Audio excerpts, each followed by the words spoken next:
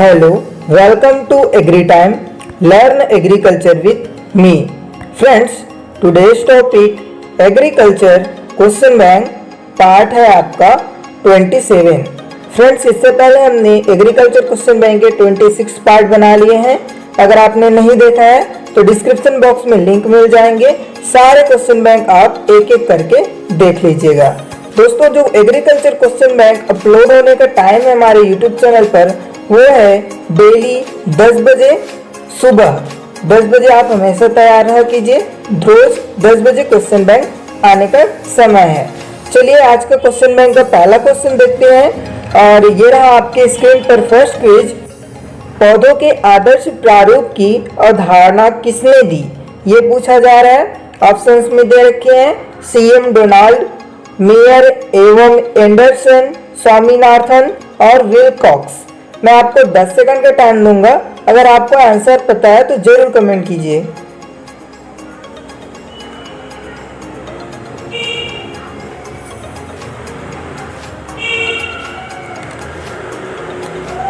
Time of होता है ग्रेंस. और क्विज 1 का जिन्होंने ए आंसर कमेंट किया है यानी कि सीएम डोनाल्ड, उन सभी का आंसर राइट है.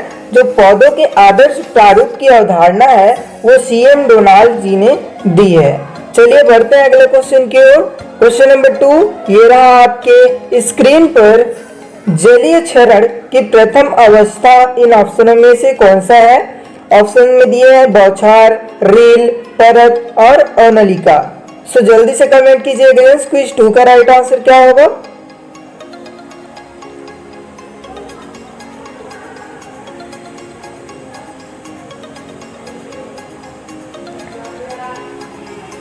टाइम ऑफ होता है ग्रेंस.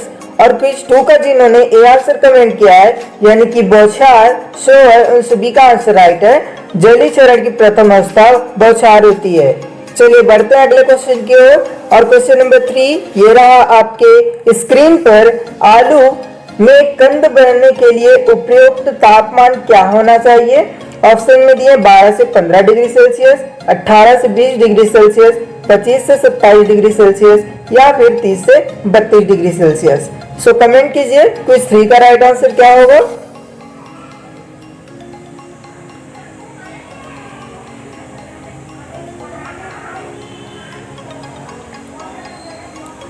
टाइम ऑफ होता है ग्रेंस. और क्विज 3 का जिन्होंने बी आंसर कमेंट किया है यानी कि 18 से 20 डिग्री सेल्सियस, उन सभी का आंसर राइट है. आलू में कंद बनने के लिए जो तापमान होता है वो चाहिए उसको 18 से 20 डिग्री सेल्सियस.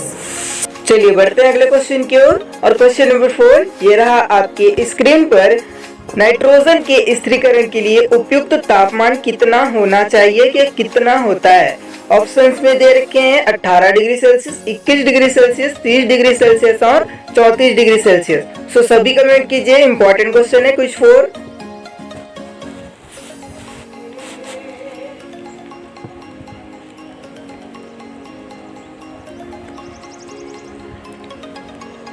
टाइम ऑफ होता है ग्रेंस. और क्विज 4 का जिन्होंने डी आंसर कमेंट किया यानी कि 34 डिग्री सेल्सियस, उन सभी का आंसर राइट है. नाइट्रोजन के स्थिरीकरण के लिए जो उपयुक्त तापमान होना चाहिए वो होना चाहिए 34 डिग्री सेल्सियस. चलिए बढ़ते हैं अगले क्वेश्चन की ओर. और क्वेश्चन नंबर 5 ये रहा आपके स्क्रीन पर. माइकोराइजा से तात्पर्य क्या है. जड़ों के वातावरण से, मृदा जड़ अंतःक्रिया से, कवक जड़ अंतःक्रिया से या फिर जीवाणु कवक अंतःक्रिया से. सो कमेंट कीजिए सभी. क्विज 5 का राइट आंसर क्या होगा.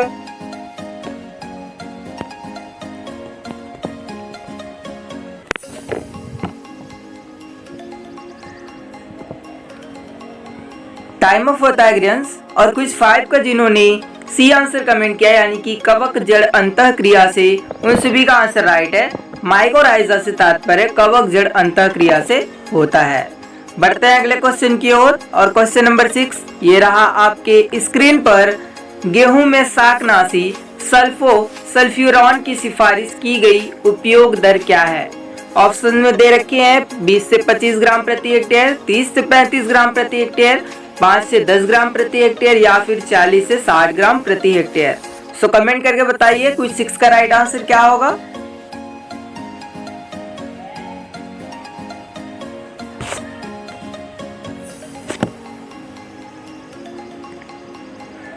टाइम ऑफ होता है ग्रेन्स। और क्विज नंबर 6 का जिन्होंने ए आंसर कमेंट किया है यानी कि 20 से 25 ग्राम प्रति हेक्टेयर, उन सभी का आंसर राइट है।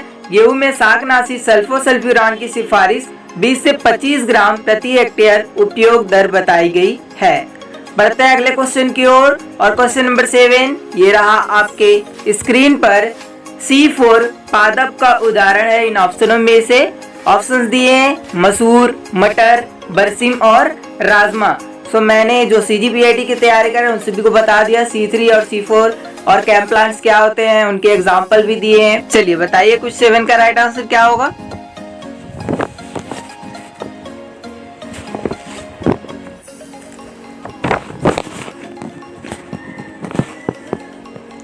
टाइम ऑफ होता है ग्रेन्स और क्विज 7 का जिन्होंने डी आंसर कमेंट किया यानी कि राजमा, उन सभी का आंसर राइट है। C4 पादप का उदाहरण कौन सा है, तो राजमा है इन ऑप्शनों में से। चलिए बढ़ते हैं अगले क्वेश्चन की ओर और क्वेश्चन नंबर 8 ये रहा आपके स्क्रीन पर।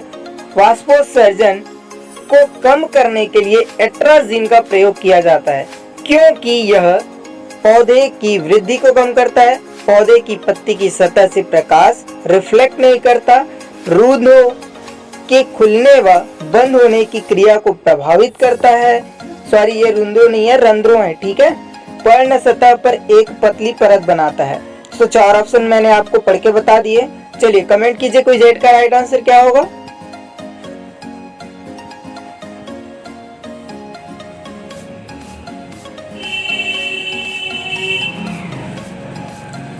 टाइम ऑफ होता है ग्रेन्स और क्विज 8 का जिन्होंने C आंसर कमेंट किया है यानी कि रंध्रों के खुलने व बंद होने की क्रिया को प्रभावित करता है, इसलिए हम वाष्पोत्सर्जन को कम करने के लिए एट्राजीन का प्रयोग करते हैं। सो क्विज 8 के लिए राइट आंसर हो जाएगा ऑप्शन नंबर C। चलिए बढ़ते हैं अगले क्वेश्चन की ओर और क्वेश्चन नंबर 9 ये रहा आपके स्क्रीन पर। सिंचित क्षेत्रों के लिए सरसों की बीज दर प्रति हेक्टेयर कितनी रखी जानी चाहिए या कितनी हम रखते हैं। ऑप्शंस में दिए हैं 4 से 5 kg, 5 से 6 kg और 6 से 8 kg और 3 से 4 kg प्रति हेक्टेयर। और यहाँ पे ध्यान दीजिएगा सिंचित क्षेत्रों के लिए पूछा जा रहा है, ठीक है। चलिए कमेंट कीजिए कुछ 9 का राइट आंसर।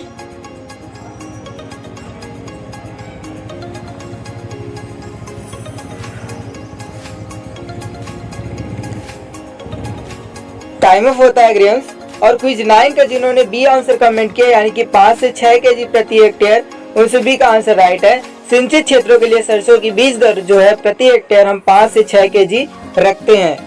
बढ़ते हैं अगले क्वेश्चन की ओर। क्वेश्चन नंबर 10 ये रहा आपके स्क्रीन पर। मक्का के पौधे में कल्लों की संख्या होती है, टिलर जिसे हम कहते हैं, ठीक है, इंग्लिश मीडियम वालों के लिए टिलर। ऑप्शन में दिए 0, 1, 2 और 4। सो कमेंट करके बताइए कुछ 10 का राइट आंसर क्या होगा।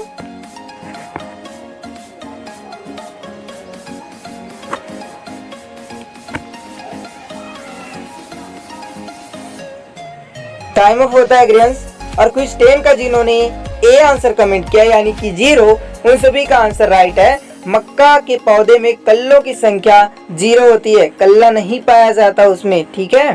सो dear students, thanks for watching. Video पसंद आए तो वीडियो को लाइक करें, शेयर करें, कमेंट करें कैसा लगा और चैनल पर नए हैं तो चैनल को सब्सक्राइब जरूर कर लें।